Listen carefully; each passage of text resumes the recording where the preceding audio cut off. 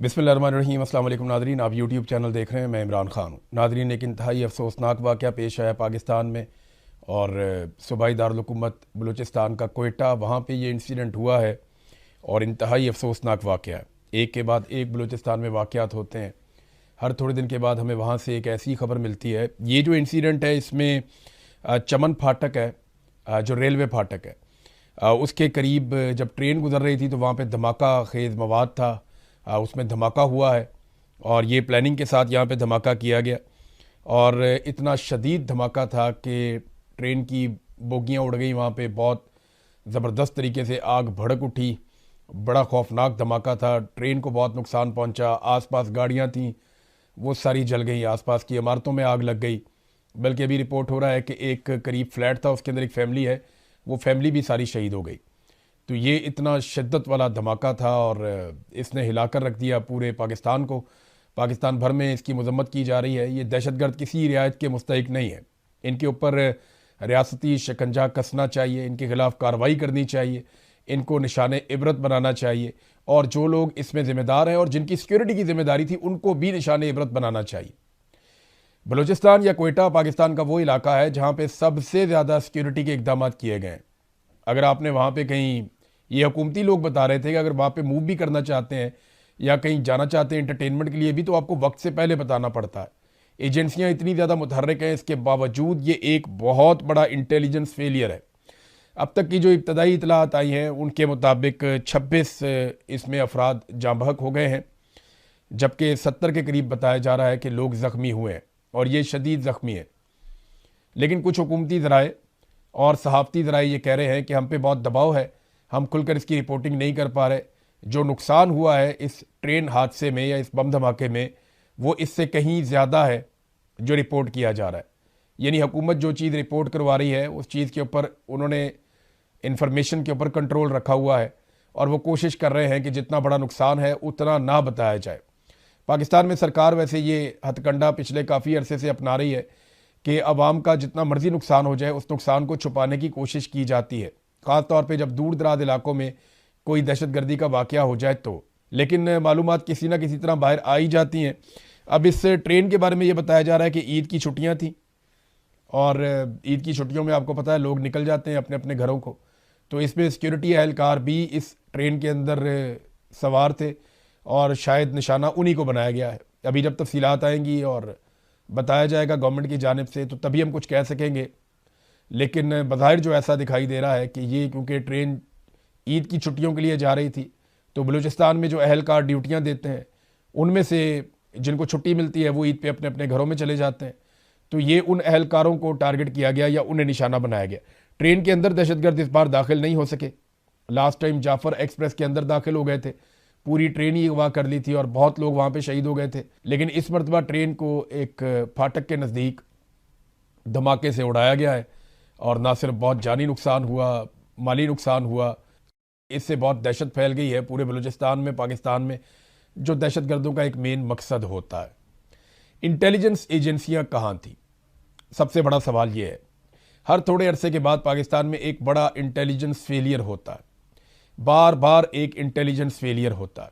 लेकिन इसके बावजूद आज तक पाकिस्तान में किसी भी इंटेलिजेंस ऑफिसर को, चाहे वो आईएसआई से है, चाहे वो एमआई से है, चाहे वो आईबी से है, किसी भी इदारे से है, किसी भी इदारे के इंटेलिजेंस ऑफिसर को कभी अकाउंटेबल नहीं किया जाता। उनसे नहीं पूछा जाता कि बताओ भाई ये तुम्हें इतना बड़ा धमाका हो गया, पता क्यों नहीं चला, और ये इतना बड़ा फेलियर हो गया, इसके लिए जिम्मेदारी कबूल करो। तो पाकिस्तान में ऐसा नहीं किया जाता। दुनिया के महज़िब जो ममालिक हैं वहाँ पे इंटेलिजेंस अफसरान खुद ही इस्तीफ़े दे देते हैं कि हम आवाम की हिफाजत करने में नाकाम रहे। लेकिन पाकिस्तान में ऐसी कोई गुंजाइश नहीं है। उसकी बड़ी वजह यह है कि इन्हीं इंटेलिजेंस अफसरान को अपने सियासी मकासद के लिए जर्नैल इस्तेमाल करते हैं। यानी अगर पाकिस्तान की इंटेलिजेंस एजेंसीज़ की आप बात करें, चाहे आईएसआई है, चाहे एमआई है, चाहे आईबी है या बाकी हैं, ये सारे आजकल एक ही काम करते हैं। इमरान खान को और उसकी आवाज़ उठाने वालों को कुचल दो, इमरान खान साहब की पार्टी को तोड़ दो, गिलगित बल्तिस्तान का इलेक्शन चोरी कर लो, बलूचिस्तान का इलेक्शन चोरी कर लो, आज़ाद कश्मीर का इलेक्शन चोरी कर लो। इलेक्शन चोरी करने हैं, अपनी मर्ज़ी की हुकूमत बनानी है, मुखालिफ आवाज़ों को कुचलना है, मीडिया की आवाज़ बंद करनी है, जजों को कैसे कंट्रोल करना है, उनकी ऑडियोज़ वीडियोज़ कैसे निकालनी है, ये वो सारे काम करते हैं जो सियासतदानों को कंट्रोल करने के लिए, मीडिया को कंट्रोल करने के लिए, अदलिया को कंट्रोल करने के लिए, ब्यूरोक्रेसी को कंट्रोल करने के लिए जो काम करने पड़े, पाकिस्तान की इंटेलिजेंस एजेंसियों की ज़्यादा तवज्जो इन चीज़ों पर है। और दहशतगर्दी के मामलात और दहशतगर्द क्या कर रहे हैं उस तरफ सिर्फ उस दिन तवज्जो दी जाती है जिस दिन दहशतगर्दी का वाक़या होता है, वरना अगला वाक़या कभी ना हो। यानी वाक़यात को रोका जा सकता है, आप इंटेलिजेंस के ज़रिए से आप रोक सकते हैं किसी वाक़े को होने से पहले, लेकिन बड़े बड़े वाक़यात जो पाकिस्तान में लगातार दहशतगर्दी के हो रहे हैं वो इस बात का सबूत है कि दहशतगर्दी कंट्रोल करने में पाकिस्तान का इंटेलिजेंस फेलियर हो रहा है। और इंटेलिजेंस एजेंसियों की नाकामी की सबसे बड़ी वजह यह है कि उन्हें उनके असल काम से हटाकर सियासतदानों के पीछे लगा दिया गया है, और ये हमेशा डिक्टेटर्स करते रहे, अब भी यही हो रहा है। और जो हुकूमत बनाई गई है वहाँ पे उसकी तवज्जो इस बात पे नहीं है कि दहशतगर्दी में लोग मारे जा रहे हैं, उस हुकूमत की तवज्जो इस बात पर है कि वो अपनी हुकूमत कायम कैसे रख सकते हैं। यानी सरफराज भुट्टी को जिस वक्त विक्टिम्स के साथ होना चाहिए था, उन लोगों के साथ होना चाहिए था जो धमाके के अंदर मुतासर हुए, उन लोगों के साथ होना चाहिए था जो लोग इस वक्त बाहर खाए हुए हैं, जो परेशान हैं, या सिक्योरिटी फोर्सेस के साथ खड़े होना चाहिए था, या इस वक्त उनको बड़ी अहम मीटिंग्स ले रहे होना चाहिए था। उस वक्त सरफराज भुट्टी एयरपोर्ट पहुंचता है और वो जाकर मोहसिन नकवी का इस्तकबाल करता है। वजह यह है कि मोहसिन नकवी आसिम मुनीर का खास आदमी है, बहुत करीबी है, तो मोहसिन नकवी को खुश रखोगे तो आसिम मुनीर खुश रहेगा, आसिम मुनीर साहब खुश रहेंगे तो जनाब आप वज़ीर आला के ओहदे के ऊपर बरकरार रह सकते हैं। वरना आपकी जगह वो एक जुम्बिश कलम से या ज़बानी कलामी दो जुमले बोलकर वो आपको वज़ारत आला से हटाकर किसी और वज़ीर आला को बलूचिस्तान में लाकर लगा देंगे। तो आप प्रायोरिटी चेक करें ना, आप तरजीहात चेक करें। वज़ीर आला की तरजीहात में विक्टिम्स नहीं है, वज़ीर आला की तरजीहात में वो लोग नहीं हैं जिनके साथ ज़्यादती हुई है। हर दफ़ा बड़े बड़े दावे करते हैं, कभी वज़ीर आला रोना शुरू कर देते हैं, कभी रो के दिखा देते हैं, कभी आंसू बहाकर दिखा देते हैं, कभी जज्बाती बयानात दे देते हैं, ये कर देंगे वो कर देंगे, और फिर उसके बाद दूसरा वाक़या हो जाता है। फिर दूसरे वाक़े के ऊपर वो दोबारा से रिपीट करते हैं जो कुछ उन्होंने पहले किया होता है, और फिर तीसरा वाक़या हो जाता है। अब मोहसिन नकवी जो है वो पाकिस्तान में सारा कुछ ही है, वज़ीर ख़ारजा भी है, वज़ीर दाखिला भी है, PCB का चेयरमैन भी है, आर्मी चीफ का बड़ा करीबी साथी भी है, पूरी दुनिया के अंदर जाके स्पेशल मिशन भी करता है। तो कोई ऐसी चीज़ नहीं है जो मोहसिन नकवी के इख्तियार से बाहर रखी हो मौजूदा निज़ाम में, और ये आसिम मुनीर साहब की बदौलत है। जैसे ही वो आते हैं आर्मी चीफ बनते हैं, वो सबसे पहले कोशिश करते हैं मोहसिन नकवी को लगाते हैं वज़ीर आला पंजाब निगरान, और फिर 1 साल तक उसे वज़ीर आला पंजाब रखते हैं। उसके बाद फिर वो मोहसिन नकवी को एक के बाद एक हर तरह का ओहदा देते हैं। अभी यही मोहसिन नकवी जो है वो ईरान पहुंचा हुआ था, क्यों? क्योंकि वहाँ पे कोई अमन लेकर आना है और ईरान की और अमेरिका की सुलह करवानी है। हालांकि ये इसका कोई पोर्टफोलियो नहीं है, आईनी नुक्ता नज़र से इसका ये काम नहीं है, लेकिन मोहसिन नकवी को ईरान में मौजूद होना था, वो वहाँ पहुँच जाते हैं और वहाँ पे जाके डोनाल्ड ट्रंप के लिए फेस सेविंग तलाश करते हैं। लेकिन पाकिस्तान के अंदर लगातार दहशतगर्दी हो रही है, जहाँ पे इनकी रिस्पॉन्सिबिलिटी है वहाँ पे इनकी कोई तवज्जो नहीं है। कुछ अर्सा पहले मोहसिन नकवी ने कहा था कि ये तो एक SHO की मार है, ये जितने दहशतगर्द हैं एक SHO की मार है। अब मुझे बताएं वो SHO किधर है? कभी शहरों के ऊपर दहशतगर्द आते हैं, वो आकर पूरा कब्जा कर लेते हैं, कभी वो पूरी ट्रेन यरगमाल बना लेते हैं, कभी सड़कों के ऊपर आप जा नहीं सकते। आज आप बलूचिस्तान में आज़ादी से सड़कों के ऊपर घूम नहीं सकते, मगरिब के बाद आप कहीं पे ट्रैवल नहीं कर सकते, या तो आपको सिक्योरिटी फोर्सेस वाले पकड़ के गायब कर देंगे या आपको दहशतगर्द पकड़ के गायब कर देंगे।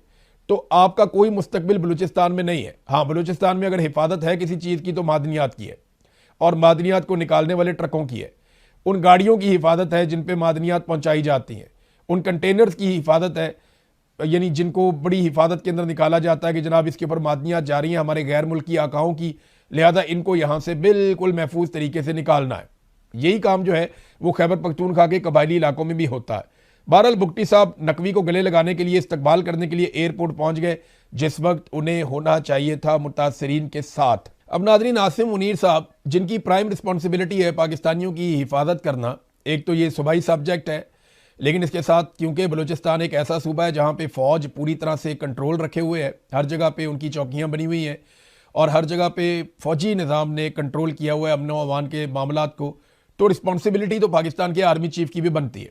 लेकिन पाकिस्तान के आर्मी चीफ़ ने पूरी दुनिया में रिस्पॉन्सिबिलिटी ली हुई है कि यहाँ भी मैं जाऊँगा, वहाँ भी मैं जाऊँगा, इसको भी मैं मिलूँगा, खारजा पॉलिसी भी मैं बनाऊँगा, दाखिला पॉलिसी भी मैं बनाऊँगा, मईशत की पॉलिसी भी मैं बनाऊँगा, मुल्क पूरा कैसे चलेगा मैं बताऊँगा, पूरी दुनिया में ताल्लुकात मैं बनाऊँगा, तो आलमी सतह पे पजीराई तो आसिम मुनीर साहब इकट्ठी कर रहे हैं। देखिए, ट्रंप का सहारा जितना मजबूत है ना, ये बात मेरी आप लिख कर रख लीजिएगा, और ये मेरी बात आपने याद रखनी है, ये मैं आपको फिर कभी सुनवाऊंगा। डोनाल्ड ट्रंप का सहारा जितना मजबूत है ना, ये उतना ही नाकाबिले एतबार भी है। यही पाकिस्तान तहरीक इंसाफ के लोगों के साथ हुआ। इन्होंने मुझे राब्ता करके हलफ ले लेकर कहा कि डोनाल्ड ट्रंप से हमारी मुलाकात हो गई, उसके बेटे से मुलाकात हो गई, उन्होंने हमें ये इंफॉर्मेशन दे दी। डोनाल्ड ट्रंप ने कहा कि जनाब मैंने एक कॉल कर दी है और आपको थोड़े दिनों में नजर आएगा पाकिस्तान में इंसानी हकूक की खिलाफ वर्जियां बंद हो जाएंगी। हम पाकिस्तान पर दबाव डालेंगे, पाकिस्तान की मिलिट्री एस्टेब्लिशमेंट पर, कि वो पाकिस्तानियों के साथ जुल्म और ज्यादती बंद करे, मैंडेट का एहतराम करे, आज़ादी का एहतराम करे। लेकिन डोनाल्ड ट्रंप पाकिस्तान में जालिम रजीम के साथ खड़ा हो गया। वो जितना ताकतवर है उतना ही नाकाबिले एतबार है। पाकिस्तान तहरीक इंसाफ को ये धचका लग चुका है, और अमेरिका में बेशुमार और लोगों को यह धचका लग चुका है। अब आसिम मुनीर साहब का तकिया अगर डोनाल्ड ट्रंप की ताकत के ऊपर है, तो याद रखिएगा उनका जो इस वक्त सपोर्टर है वो बहुत ताकतवर जरूर है, लेकिन ये उतना ही नाकाबिले एतबार भी है। आप उस पर भरोसा नहीं कर सकते। और पाकिस्तान में आसिम मुनीर साहब की सूरत हाल ये है कि नून लीग और पीपल्स पार्टी दोनों के जनाजे इनके कंधों पर हैं, और इन जनाजों को लेकर वो पांव घसीट घसीट के चल रहे हैं, और पाकिस्तान नहीं चल पा रहा। ये आसिम मुनीर साहब ने बोझ उठाया हुआ है, फौज नहीं उठाया हुआ है। पूरी फौज जो है वो इसके लिए रिस्पॉन्सिबल है। जब एक आर्मी चीफ एक हरकत करता है तो फिर फौज पूरी जिम्मेदार हो जाती है ना उसके लिए, क्योंकि वो एक इदारा है, और बतौर इदारा वो अपने चीफ की हर हरकत को सपोर्ट करते हैं। देखिए ना, पाकिस्तान में इलेक्शन चोरी करके मुस्तरद शुदा लोगों को लाकर इक्तदार में बैठा दिया आसिम मुनीर साहब ने। अब उनके सियासी जनाजों को कंधों पर उठा के पूरी फौज घसीट रही है, और बदनामी फौज के खाते में पड़ रही है। सियासतदान तो हमेशा से ही बदनाम रहते हैं, हमेशा से ही उनके साथ ये सब कुछ होता रहता है, लेकिन बतौर इदारा फौज को बहुत नुकसान हुआ है। जिन लोगों को लाकर बिठाया गया, परफॉर्मेंस के नाम के ऊपर उन्होंने टके का काम नहीं किया। यानी कोई थोड़ा सा भी काम वो कर लेते, उन्होंने सिर्फ सैर सपाटे किए, उन्होंने दुनिया घूमी, उन्होंने मौज मस्ती की, उसके अलावा उन्होंने कोई काम नहीं किया। पाकिस्तान के ऊपर कर्जे बढ़ते चले गए, बढ़ते चले गए। अभी शहबाज शरीफ जाके चाइना में कह रहे हैं, देखें ये दो खबरें आप मिलाकर पढ़ेंगे तो आपको कहानी कैसे समझ आएगी। शहबाज शरीफ चाइना जाकर चाइना में ये कह रहे हैं कि जनाब आपके यहां पे लेबर हो गई है महंगी, पाकिस्तान में लेबर सस्ती है, आप अपनी इंडस्ट्री उठाएं और पाकिस्तान में ले आएं। पाकिस्तान में लाकर आप इंडस्ट्री लगाएं, आपको सस्ती लेबर मिल जाएगी और हमें रोजगार मिल जाएगा। तो इस तरह हम मिलकर आगे बढ़ सकते हैं। साथ ही खबर आती है जनाब बलूचिस्तान के अंदर बहुत बड़ा धमाका, दर्जनों लोग शहीद और बहुत बड़ी तादाद में लोग जख्मी हो गए। अब मुझे बताएं कौन शहबाज शरीफ की बात सुनेगा? कोई पागल ही सुनेगा ना। और भी सरमायाकारी ऐसे नहीं आनी पाकिस्तान में, आपको चंद चीजें पाकिस्तान में इंश्योर करनी पड़ेंगी, फिर पाकिस्तान में सरमायाकारी आएगी। नंबर एक, पहली चीज आपको यह करनी पड़ेगी कि दहशतगर्दी को आपको जीरो करना पड़ेगा। जिस मुल्क में दहशतगर्दी का वाकया होता है वहां पे सरमायाकार नहीं जाता। वो ये नहीं देखता कि बलूचिस्तान की तरह है तो सिंध की तरह है तो खैबर पख्तूनख्वा की तरह है तो पंजाब की तरह, वो नहीं देखता। वो ये देखता है कि जनाब इस मुल्क के अंदर दहशतगर्दी का वाकया हुआ, मैं यहां सरमायाकारी नहीं लेकर जा रहा। नंबर एक, दहशतगर्दी जीरो करनी पड़ेगी। नंबर दो, सियासी इस्तेहकाम लेकर आना पड़ेगा, और उसके लिए जरूरी है कि आसिम मुनीर साहब अवाम के साथ जिद करना छोड़ें। जिसे अवाम मुंतखब करते हैं उन्हें हुकूमत करने दें, और अपनी मर्जी के लोगों को लाकर कौम पे मुसल्लत ना करें, तो सियासी इस्तेहकाम भी आ जाएगा। ये होगी दो चीजें, फिर आपके मुल्क में सरमायाकारी आ गई। तीसरा, आपको हर हाल में पाकिस्तानियों के लिए आज़ादी इजहार राय, आज़ाद अदलिया और अमन व अमान के मामला बेहतर करने पड़ेंगे। अदलिया आज़ाद होगी तो लोग आएंगे ना पाकिस्तान में पैसा लेकर। यानी लोगों को इस बात के ऊपर एतबार हो जाएगा कि अगर हमें कोई लूट लेता है, हमारे साथ कोई दो नंबरी करता है, तो उस मुल्क के अंदर एक अदालत भी है जहां पे हम जाएंगे तो हमारे हक में फैसला भी आ जाएगा जब हमारे साथ ज्यादती होगी। अब पाकिस्तान की अदलिया दुनिया के आखिरी नंबरों पर चल रही है, बदतरीन कारकर्दगी दिखा रही है। जज बेचारे खुद लेटर लिख लिख के इंसाफ मांग रहे हैं। तो मुझे बताए ना, फिर उस मुल्क के अंदर कैसे लोग सरमायाकारी लेकर आए? मीडिया बिल्कुल आज़ाद नहीं है, मीडिया कोई बात ही नहीं कर सकता, कोई चीज़ ही नहीं कर सकता, कुछ कहना चाहे तो कह नहीं सकता। बेचारे इशारों के अंदर बात करते हैं तो तब भी उठाए जाते हैं। अभी तो हालात ये हो गए हैं, बेचारे वो लोग जो PMLN को सपोर्ट करते थे या पाकिस्तान की मिलिट्री एस्टेब्लिशमेंट को सपोर्ट करते थे जब पाकिस्तान तहरीक इंसाफ को मार पड़ती थी, वो भी लोग बेचारे अब ये कहने पर मजबूर हो गए। देखें ना, हर आदमी की एक लिमिट होती है। मैं उन्हें बुरा नहीं कहता, अगर वो लोग ये कहते हैं कि पाकिस्तान तहरीक इंसाफ के दौर में ज्यादतियां हुई हैं तो बिल्कुल हुई हैं, ऐसा नहीं है कि नहीं हुई। बरी ज़िम्मा नहीं हो सकता कोई अपने दौर में की हुई ज्यादतियों से। लेकिन वो लोग जब खुश थे इस बात से कि पाकिस्तान तहरीक इंसाफ को मार पड़ रही है, तो उन्हें आइडिया नहीं था कि पाकिस्तान के इदारे बर्बाद हो रहे हैं। अब वो लोग भी सर पकड़ के बैठे हैं और वो ये कह रहे हैं कि जनाब पुलिस बेलगाम हो चुकी है, ब्यूरोक्रेसी बेलगाम हो चुकी है, और उनके पास कारकर्दगी दिखाने का सिर्फ एक ही तरीका है कि पीटीआई को मारो, बाकी अपने मफादात निकालो, अपने फायदे निकालो। कितने ही बंदे कत्ल कर दिए गए पंजाब में इस बुनियाद के ऊपर कि जनाब इनकी फलां से दुश्मनी है, उनकी फलां से दुश्मनी है। लोग पैसा देकर अपना मुखालिफ मरवा देते हैं, थोड़ा सा सामान पहुंचा के। यानी अभी मुझे कुछ इतलात मिली है पाकिस्तान से, और इतलात ये है कि एक अदालत लगती है रात के वक्त, उस अदालत में फैसला किया जाता है पंजाब में कि किस किस बंदे को उड़ाना है, और उसके बाद पुलिस उन बंदों को उड़ा देती है। यानी आप अंदाजा करें कि रात के वक्त पंजाब में एक अदालत लगती है, उसके अंदर एक ऑफिसर बैठता है जिसका कोई ताल्लुक नहीं है, वो जुडिशल सिस्टम को नहीं समझता, वो रात को बैठता है, उसके सामने लाकर बंदे खड़े किए जाते हैं और उसके सामने सारा मामला रखा जाता है। वो बंदा ये फैसला कर लेता है कि इन बंदों को कत्ल कर दिया जाए। उसके बाद मावराए अदालत उन बंदों को कत्ल कर दिया जाता है। ये इस वक्त पंजाब के अंदर चल रहा है। और याद रखिएगा, जो आदमी रात को अदालत लगाता है ना, ये खुद एक करप्ट आदमी है, इसके ऊपर करप्शन के केसेस भी हैं, 2 नंबर आदमी है, ये माजी में बहुत फ्रॉड करता रहा है। मुझे जाती तौर पे इस बंदे ने एस्टेब्लिशमेंट का नाम लेकर धमकाया था कि हम तुम्हें दोबारा अगवा करवा लेंगे। तो मैं आपको क्लियरली ये बता रहा हूं कि इस तरीके से तो निजाम चलाया जा रहा है, तो ऐसे तो मुल्क आगे नहीं बढ़ेगा, कोई पाकिस्तान में सरमायाकारी नहीं लेकर आएगा। आसिम मुनीर साहब ने यह तजर्बा लगभग 3.5 साल कर लिया। 3.5 साल उनको हो गए ना, तबाही की एक दास्तान है, हमने पढ़ ली। उनके पास मेरे ख्याल में 4-4.5 साल बाकी हैं। लो जी, 4-4.5 साल भी आप ये करके देख लें।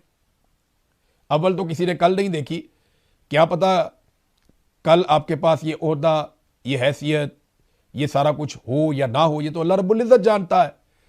अल्लाह रब्बुल इज़्ज़त जानता है कि हम में से कल कौन कब तक कहाँ सांस लेगा, कब तक मौजूद रहेगा, वो तो मेरा रब जानता है। प्लानिंग तो हमारी बहुत लंबी होती है, लेकिन रब जानता है कि कल क्या होगा, हम नहीं जानते। हाँ, एक बात मैं आपको बताऊंगा, आप 10 साल भी और यही सारा कुछ करके देख लें, पाकिस्तान एक कदम आगे नहीं बढ़ेगा, बल्कि इन नालायकों के हाथों हम ज्यादा पिस जाएंगे, ज्यादा तबाह हो जाएंगे। तो नादरीन, इस वीलॉग में अब तक के लिए इतना ही। अपना ख्याल रखिएगा, अपने इस चैनल का भी। अल्लाह हाफिज।